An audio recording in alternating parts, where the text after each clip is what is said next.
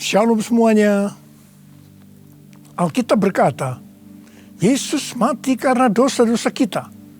Dia dikuburkan, tetapi pada hari yang ketiga, dia dibangkitkan. Haleluya! Setelah Tuhan Yesus bangkit, selama 40 hari Tuhan Yesus menampakkan diri kepada lebih dari 500 murid-muridnya untuk membuktikan bahwa dia hidup. Setelah memberikan pesan terakhir seperti yang terdapat dalam Kisah Para Rasul 1 ayat 8, maka dengan disaksikan murid-muridnya, Tuhan Yesus terangkat ke sorga. Saya percaya kalau kita berada di sana waktu itu, kita pasti akan sama dengan murid-murid Tuhan Yesus yang melihat bahwa Tuhan Yesus bertambah tinggi. Ketika mereka melihat ke bawah, ternyata kaki Tuhan Yesus sudah tidak menyentuh tanah lagi. Perlahan tapi pasti Tuhan Yesus terangkat ke sorga. Makin lama makin kecil, sampai ada awan yang menutupi dan hilang dari pandangan mata.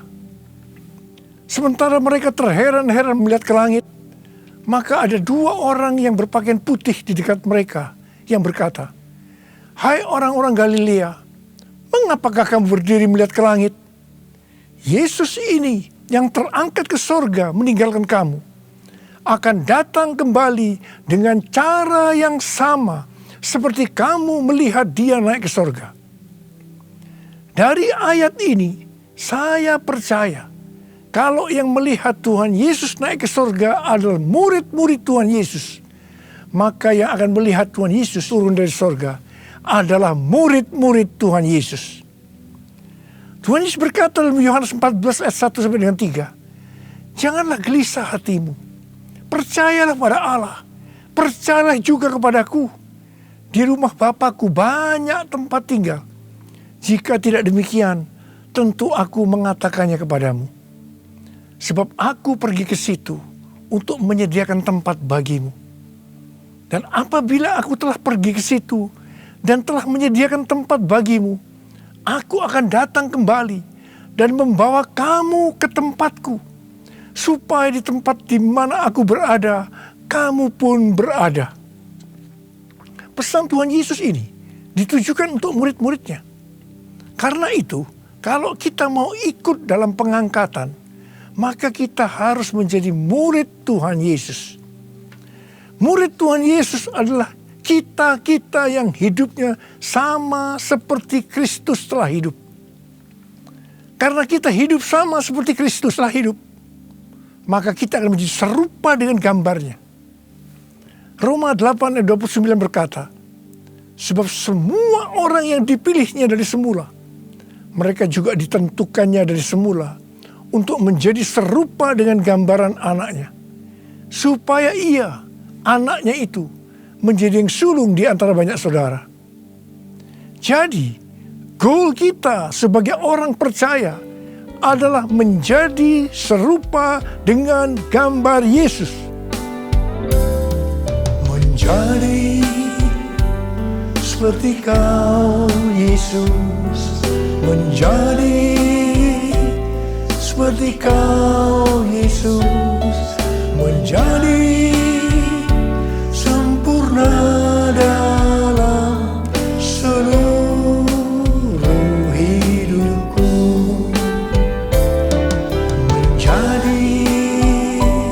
Seperti Kau, Yesus. Menjadi seperti Kau, Yesus. Menjadi sempurna dalam seluruh hidupku.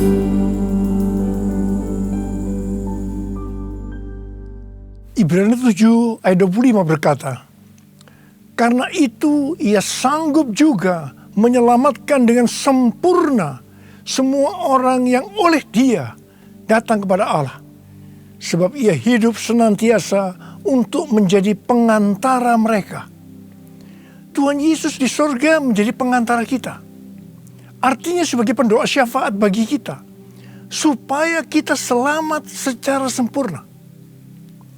Kalau kita berbicara tentang keselamatan, maka ada 3 hal yang harus diperhatikan. Yang pertama, bisa kehilangan keselamatan. Yang kedua, hampir-hampir tidak diselamatkan. Yang ketiga, selamat dengan sempurna. Orang yang sudah percaya bisa kehilangan keselamatan. Matius 7 ayat 21 sampai dengan 23 berkata, bukan setiap orang yang berseru kepadaku, Tuhan, Tuhan, akan masuk ke dalam kerajaan sorga, melainkan dia yang melakukan kehendak Bapa-Ku yang di sorga. Pada hari terakhir, banyak orang akan berseru kepadaku, Tuhan, Tuhan, bukankah kami bernubuat demi nama-Mu, dan mengusir setan demi nama-Mu, dan mengadakan banyak mujizat demi nama-Mu juga. Pada waktu itulah, aku akan berterus terang kepada mereka dan berkata, aku tidak pernah mengenal kamu. Enyahlah daripada aku, kamu sekalian pembuat kejahatan.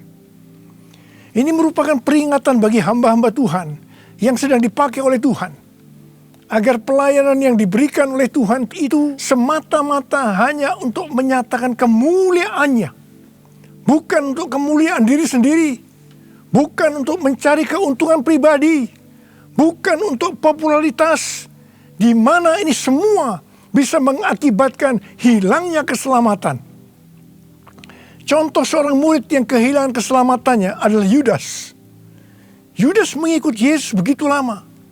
Bahkan dicatat dalam Lukas 9 ayat 1 sampai dengan 6. Ia bersama murid-muridnya yang lain pernah melakukan berbagai mujizat dan pelayanan kesembuhan.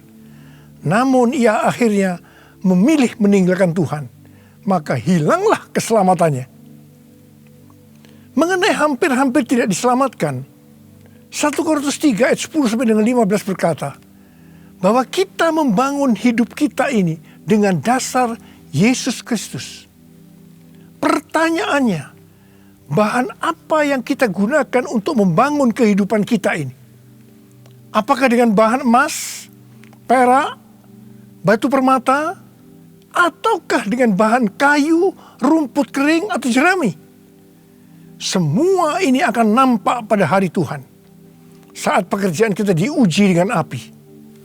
Jika pekerjaan kita tahan uji, artinya tidak terbakar karena terbuat dari bahan emas, perak, dan batu permata, maka kita akan mendapat upah. Tetapi sebaliknya, kalau pekerjaannya itu terbakar karena bahan yang digunakan adalah kayu, rumput kering, jerami, maka akan menderita kerugian. Selamat sih selamat, tapi seperti keluar dari dalam api. Artinya hampir-hampir tidak diselamatkan. Hampir-hampir tidak diselamatkan dapat diartikan kehilangan upah atau pahala, kedudukan yang rendah di sorga, kehilangan kesempatan pelayanan dan kekuasaan di sorga, kehilangan kemuliaan dan kehormatan di hadapan Allah. Mari, saya akan mengajak saudara untuk memperhatikan dengan serius pekerjaan pelayanan kita, juga termasuk kualitas kehidupan. Jangan menjadi orang Kristen yang acuh tak acuh, agar kita mendapatkan upah di sorga. Yang mau katakan amin? Tuhan Yesus berada di sorga untuk mendoakan kita agar mendapat keselamatan yang sempurna. Bukan untuk kehilangan keselamatan, atau bukan hampir-hampir tidak diselamatkan. Supaya doa Tuhan Yesus ini terjadi, maka sesuai dengan 2 Petrus 1 ayat 5 sampai dengan 11 dikatakan bahwa kita harus dengan sungguh-sungguh berusaha untuk menambahkan kepada iman kita kebajikan. Artinya berbuat baik. Kemudian ditambahkan lagi pengetahuan. Kemudian tambahkan lagi penguasaan diri. Tambahkan lagi ketekunan. Tambahkan lagi kesalehan yang artinya hidup kudus. Tambahkan lagi kasih akan saudara-saudara seiman. Dan tambahkan lagi kasih akan semua orang. Kalau kita melakukan ini dengan sungguh-sungguh, maka kita akan lebih mengenal Tuhan Yesus. Dan kita tidak akan pernah tersandung. Dengan demikian, kita akan dikaruniakan hak penuh untuk memasuki kerajaan kekal, yaitu kerajaan Tuhan dan Juru Selamat kita, Yesus Kristus. Yang artinya kita mendapatkan keselamatan yang sempurna. Haleluya! Hosana, Hosana, Hosana in the highest. Hosana, Hosana, Hosana in the highest. Hosana, Hosana, Hosana in the highest. Hosana, Hosana, Hosana in the highest. Hosana in the highest. Hosana in the highest.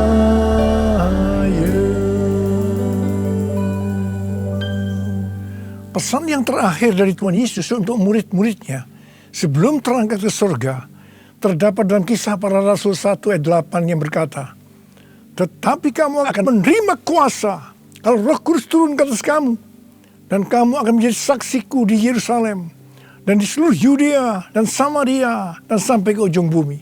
Setelah memberikan pesan yang terakhir itu, Tuhan Yesus naik ke surga. Setelah itu, apa yang dilakukan oleh murid-muridnya? Mereka pergi ke Yerusalem dan berkumpul di ruang atas atau kamar loteng. Mereka melakukan ini karena Tuhan Yesus yang menyuruh mereka agar tidak meninggalkan kota Yerusalem, karena mereka akan diperlengkapi dengan kuasa dari tempat tinggi. Tuhan Yesus berkata, "Sebab Yohanes membaptis dengan air, tetapi tidak lama lagi kamu akan dibaptis dengan Roh Kudus." Murid-murid yang berkumpul berjumlah sekitar 120 orang. Kisah Para Rasul 1 ayat 14 bagian A berkata bahwa mereka semua bertekun dengan sehati dalam doa bersama-sama, yang artinya mereka berdoa, memuji dan menyembah Tuhan dalam unity siang dan malam. Ini adalah prinsip restorasi Pondok Daud. Ini adalah prinsip menara doa. Pada hari raya Pentakosta, jadi 10 hari setelah mereka berkumpul itu, tiba-tiba turunlah dari langit suatu bunyi seperti tiupan angin yang keras yang memenuhi seluruh rumah di mana mereka duduk. Dan tampaklah kepada mereka lidah-lidah seperti nyala api yang bertebaran dan hinggap kepada mereka masing-masing. Maka penuhlah mereka dengan Roh Kudus. Lalu mereka mulai berkata-kata dalam bahasa-bahasa lain, seperti yang diberikan oleh Roh itu kepada mereka untuk mengatakannya. Itu adalah bahasa Roh. Orang yang dibaptis dengan Roh Kudus atau dipenuhi Roh Kudus, tanda awalnya adalah berbahasa roh. Setelah itu murid-murid Tuhan Yesus dipakai secara luar biasa untuk melakukan amanat agung. Tanda dan mujizat menyertai pelayanan mereka. Peristiwa ini disebut sebagai Pentakosta yang pertama. Pentakosta yang pertama ini dahsyat. Sebab dalam kurun beberapa ratus tahun, sekitar 70% dari dunia yang dikenal waktu itu, yaitu yang berada di bawah kekaisaran Romawi, menjadi Kristen. Pertanyaannya, apakah amanat agung sudah selesai? Jawabannya, belum. Karena itu pada tahun 1906, kembali Roh Kudus dicurahkan di Azusa Street yang disebut sebagai Pentakosta yang kedua. Ciri-ciri yang menonjol dalam Pentakosta kedua ini adalah penekanan dalam hal berbahasa roh dan pelayanan mujizat dan kesembuhan. Meskipun seluruh karunia roh juga dicurahkan dengan limpahnya. Pentakosta kedua ini dahsyat. Mengapa? Karena melahirkan gerakan Pentakosta dan karismatik. Saat ini ada sekitar 700 juta orang yang diberdayakan oleh Roh Kudus. Pertanyaannya, Apakah amanat agung sudah selesai? Jawabannya, belum. Karena itu hari-hari ini pencurahan Roh Kudus yang jauh lebih dahsyat dibanding dengan Azusa Street sedang terjadi. Ini disebut sebagai Pentakosta yang ketiga. Seperti yang terjadi pada Pentakosta yang pertama dan Pentakosta yang kedua. Maka berbahasa roh dan pelayanan kesembuhan juga terlihat begitu intens. Saya percaya dengan Pentakosta ketiga ini, amanat agung Tuhan Yesus akan selesai. Dan Tuhan Yesus akan datang kembali. Kuasanya dicurahkan, berkatnya dilimpahkan, penuaian besar sungguh terjadi.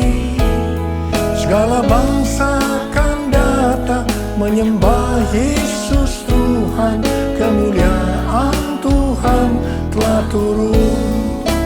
Kuasanya dicurahkan, berkatnya dilimpahkan, penuaian besar sungguh terjadi. Segala bangsa akan datang menyembah Yesus Tuhan, kemuliaan Tuhan telah turun. Kemuliaan Tuhan telah turun. Kemuliaan Tuhan telah turun.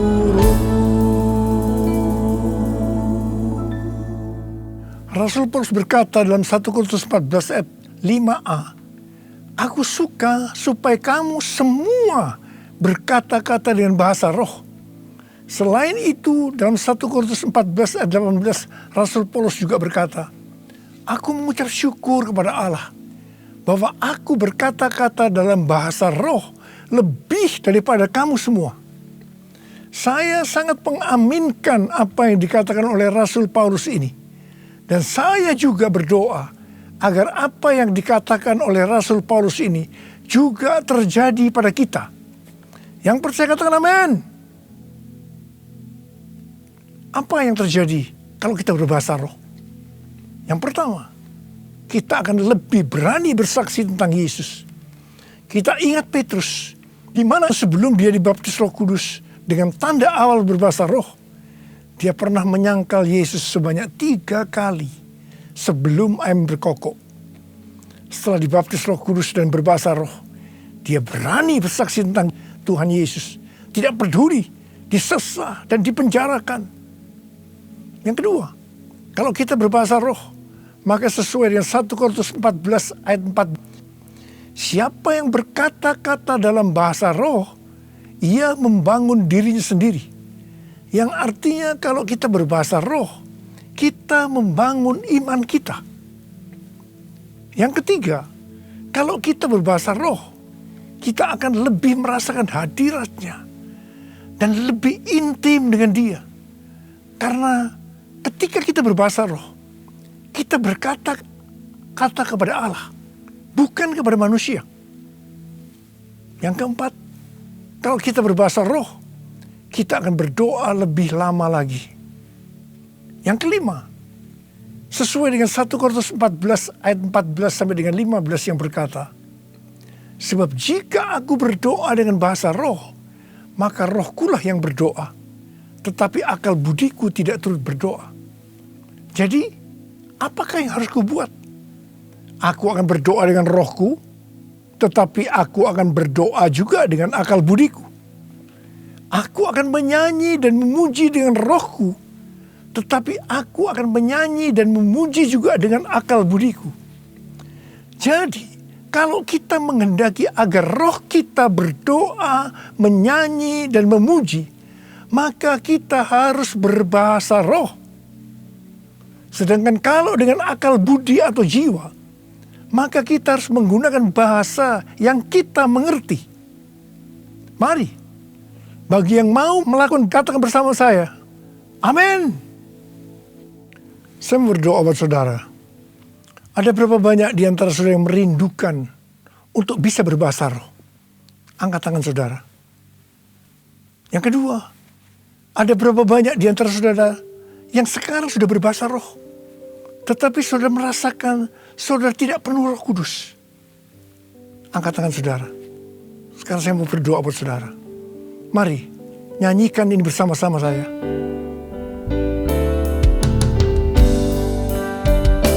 Datanglah sekarang, penuhi kami dengan kuasa-Mu.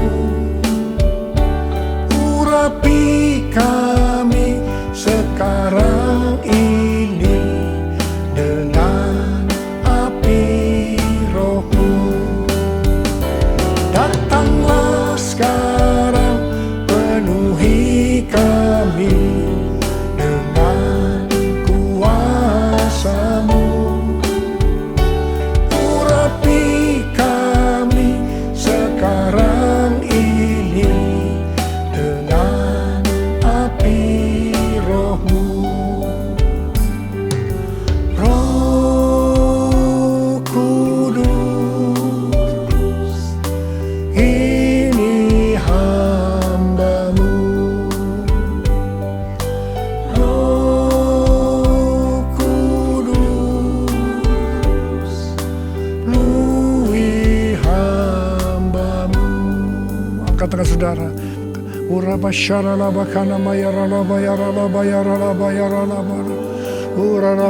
Tuhan, berikan bahasa-bahasa yang baru bagi mereka yang merindukan untuk berbahasa roh, Tuhan.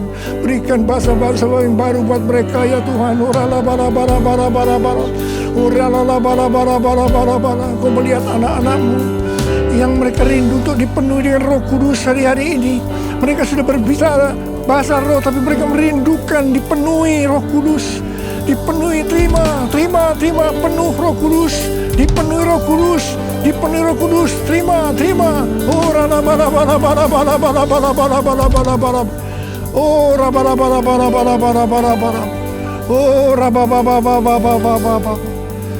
Roh Kudus, ini hamba-Mu. Roh Kudus, penuhi hamba-Mu.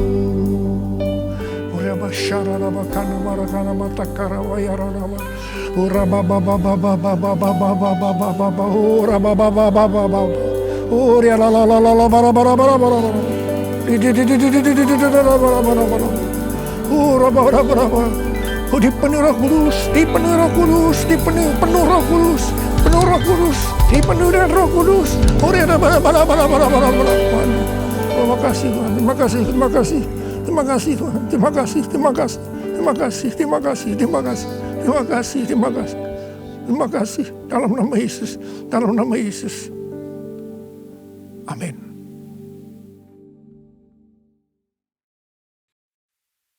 Mari, saudara-saudara, kita akan masuk dalam perjamuan kudus. Kita akan mengingat ayat ini. Sebab setiap kali kamu makan roti ini dan minum cawan ini, kamu memberitakan kematian Tuhan sampai Ia datang. Perjamuan kudus adalah perjamuan Tuhan Yesus sendiri. Setiap kali kita masuk dalam perjamuan kudus, Tuhan Yesus selalu berkata, biarlah ini menjadi peringatan akan daku. Karena itu mari, arahkan hati kita kepada kebaikan Tuhan. Kita akan mengingat kebaikan Tuhan. Supaya kita lebih mengasihi Tuhan Yesus. Kita lebih mengasihi satu dengan yang lain. Mari, tundukkan kepala. Bapa, siapakah kami ini sebelum kami mengenal Engkau?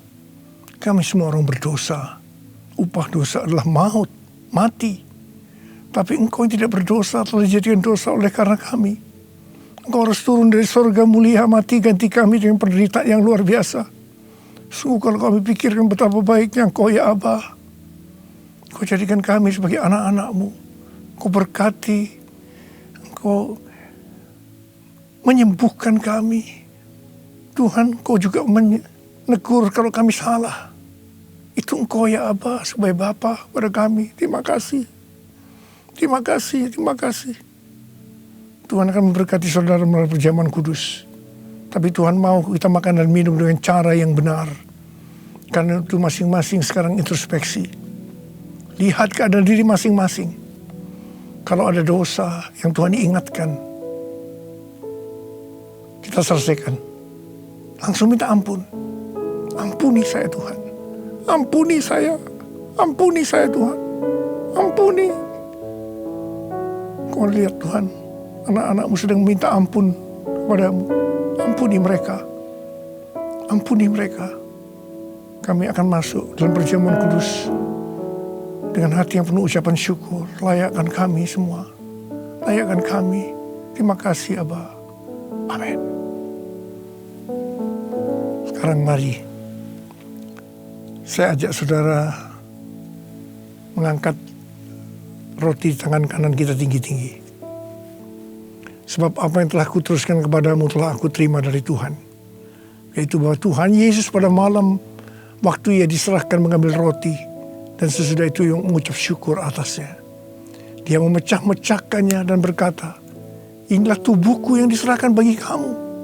Perbuatlah ini menjadi peringatan akan aku. Saudara dikasih Tuhan, bukankah roti yang kita pecah-pecahkan ini adalah persekutuan kita dengan tubuh Kristus? Mari kita makan dalam nama Yesus.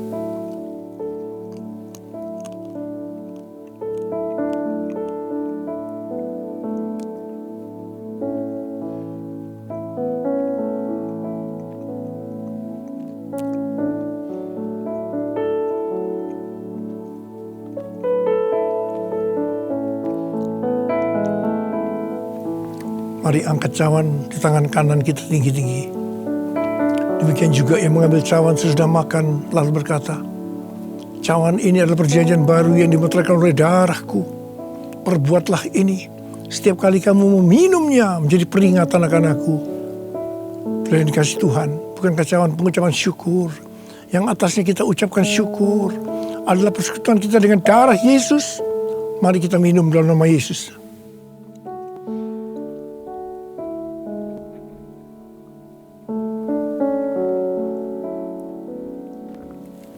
Mari angkat tangan kita. Ucapkan syukur bersama-sama. Ucapkan syukur dan terima kasih dengan suara. Jangan diam. Tuhan terima kasih. Tuhan terima kasih ya Tuhan. Terima kasih ya Tuhan. Terima kasih. Terima kasih ya Tuhan. Terima kasih. Waralabasi karalabala-bala.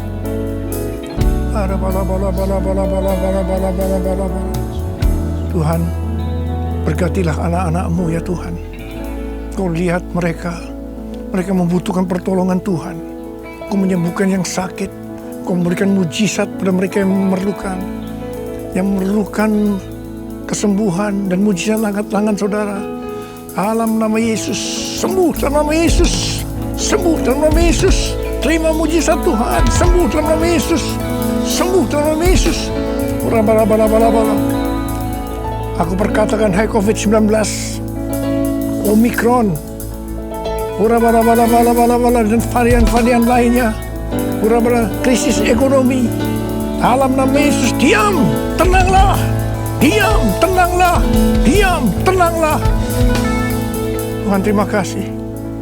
Tuhan terima kasih. Engkau menjaga semua anak-anak-Mu. Hamba berdoa tidak ada yang berkekurangan ya Tuhan. Semua dicukupkan. Malah berkelimpahan dalam pelbagai kebajikan. Terima kasih. Terima kasih.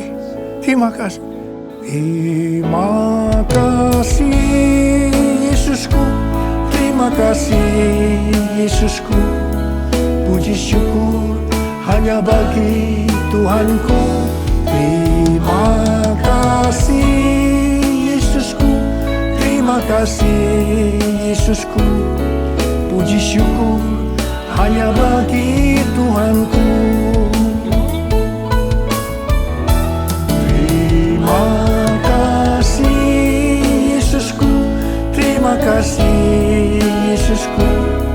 Puji syukur hanya bagi Tuhanku. Terima kasih Yesusku. Terima kasih Yesusku. Puji syukur hanya bagi Tuhanku. Puji syukur